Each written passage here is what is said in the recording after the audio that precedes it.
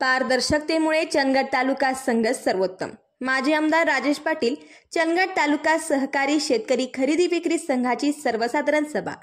सभासद व कर्मचारी ही संघाच्या रथाची दोन चाके असून त्यांच्यामुळे ही घौडदौड सुरू असून भविष्यात ही शेतकरी ग्राहकांना केंद्रबिंदू मानून ही वाटचाल अशीच सुरू ठेवू अशी ग्वाही अध्यक्ष माजी आमदार राजेश पाटील यांनी दिली। शिनोळी येथे चंदगड तालुका शेतकरी सहकारी खरेदी विक्री संघाच्या 66व्या वार्षिक सर्वसाधारण सभेत अध्यक्षस्थानावरून ते बोलत होते। अहवाल वाचन व्यवस्थापक SY पाटील यांनी केले। माजी आमदार पाटील म्हणाले, संघाची धुरा माझ्याकडे 2014-15 रोजी आल्यानंतर 42 कोटींवरची उलाढाल संचालक मंडळाच्या पारदर्शक कारभारामुळे 98 कोटींवर पोहोचली असून 70,39,487 रुपयांचा नफा झाल्याचे त्यांनी सांगितले।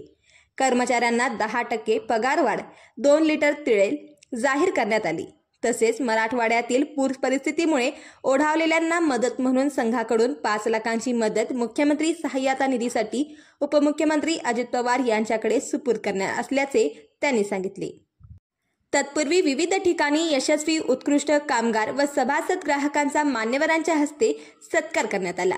सभेला उपाध्यक्ष तानाजी गडकरी, पोमाना पाटील, परशुराम पाटील, अभय देसाई, जानबा चौगुले, विठोबा गावडे, गोविंद अमृतकर, अशोक तुपारे, महादेव चौकुळकर, अनिल सुरुतकर, भीमराव चिमणे, मनोहर इक्के, आपाजी करडे, बाळासो घोडके, अली मुल्ला, दयानंद पाटील, विजयमाला कोकितकर, लक्ष्मीदेवी गुरव, राहुल देसाई, सुरेश पाटील उपस्थित होते। सूत्रसंचालन RD पाटील, SN पाटील यांनी केले तर आभार उपाध्यक्ष जानबा चौगुले यांनी मानले।